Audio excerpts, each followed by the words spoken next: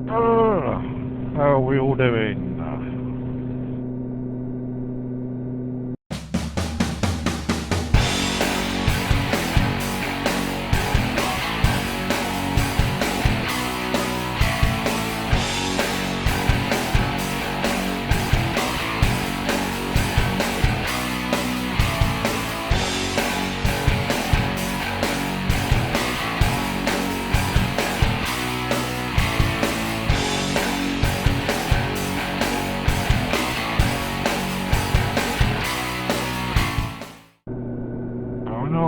Produced a video for a while, but I haven't been resting on my laurels, so to speak.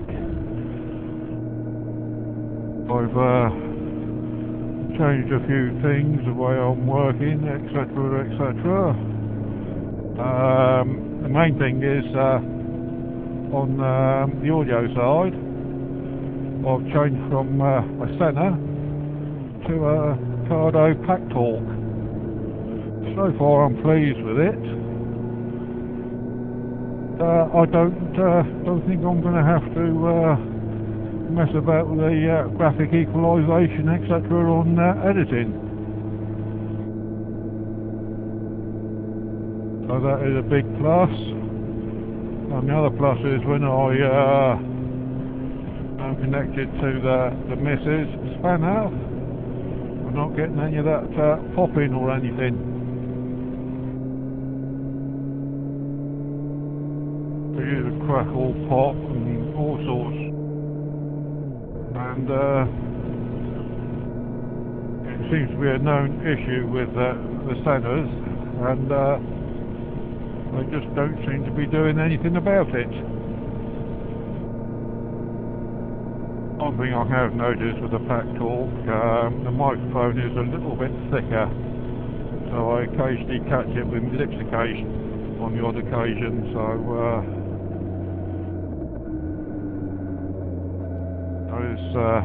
it's something I'll just have to get used to. Apart from that, I think we're alright. Ugh, mud. That's a bit nasty. Anyway, hopefully I should be doing a dual vlog with sometime in the near future, weather permitting.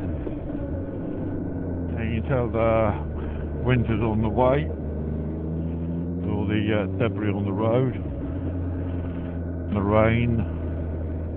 I must admit we have had quite a good summer. Thank you, matey. He said thank you.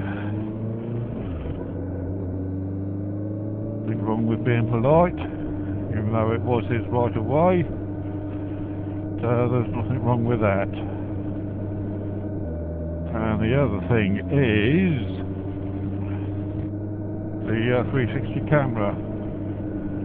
I've now found a way to join up the chapters from the GoPro and then reframe the video. It'll be done separately, but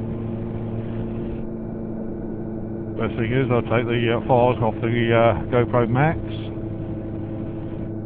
then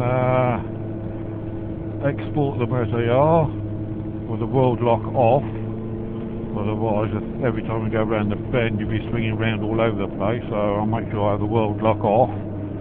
It's up to you whether you have the horizontal off.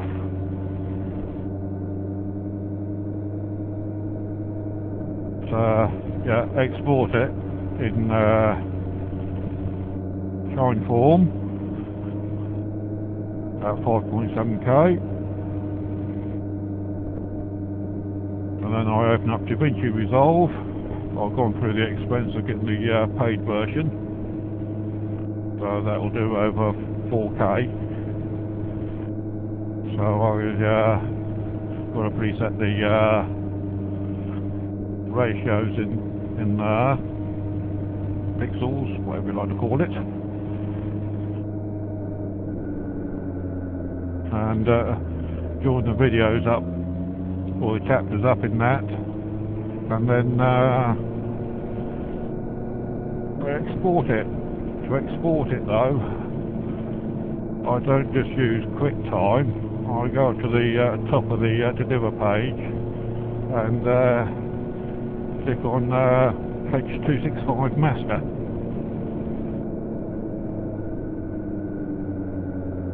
A few walkers about, ramblers. We've taken advantage before the rain comes again. It's supposed to rain in an hour or two. Yeah, so I export it in that. And then I can reframe the exported file from that in Insta360 Studio. I prefer the Insta interface to the GoPro. The GoPro is still pretty basic at the moment. They've still got a lot more work doing to it. But the GoPro player is on release to the public now. So all you have to do is to go into the Microsoft Store for those on PC and type in the search GoPro player and it should come straight up. Even if you don't reframe in player, you can export it into a .mov file, which then you can edit in something else or whatever you want. I think the only thing, the only downside I feel that there is with the Insta360 Studio is that it doesn't always upscale. If you want to do 4K, it's still the original footage. It doesn't sort of upscale the video as such, which is a bit of a pain. It'd be nice if they could add that to it. But at normal HD, the quality is pretty good. You don't lose too much. So you're just having to play around. Going back to DaVinci Resolve though, pre-version will only go up to 4K, so you'll lose that quality there. The 360 video.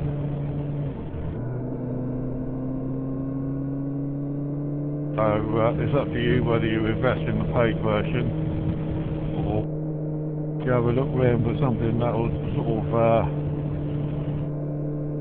edit or capable of 8K.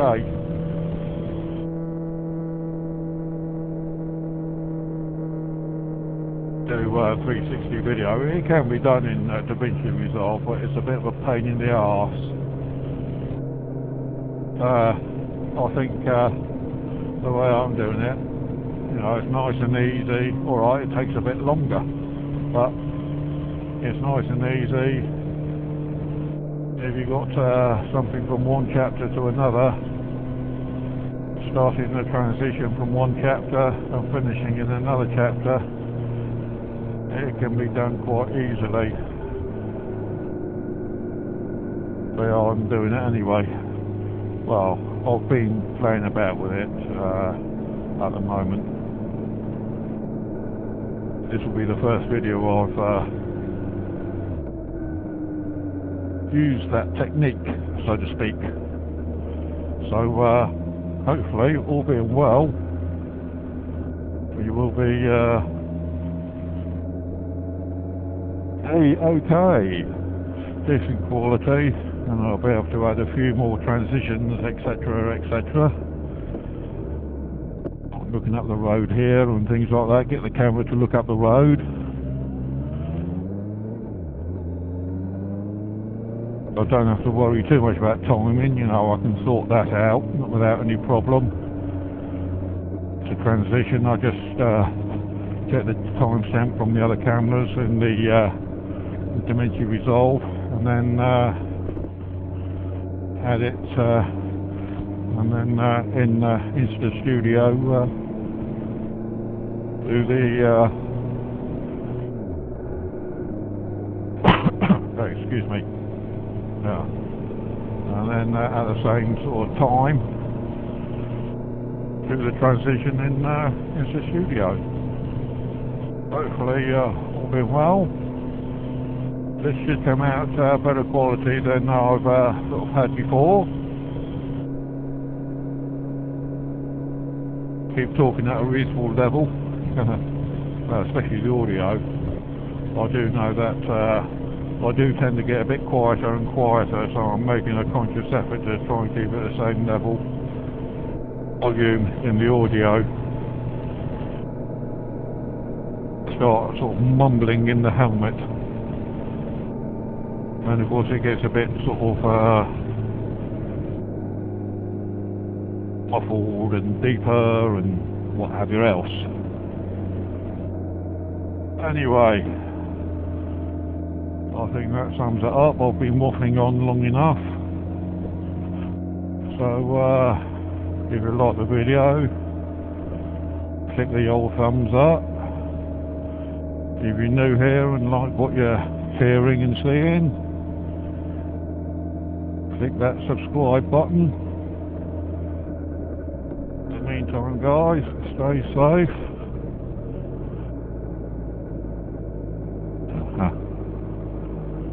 Thank you, matey.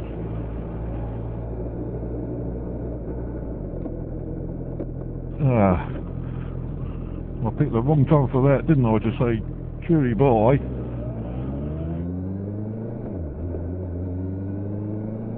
Anyway, as I was saying, stay safe, stay healthy, and I'll see you next time round. Laters.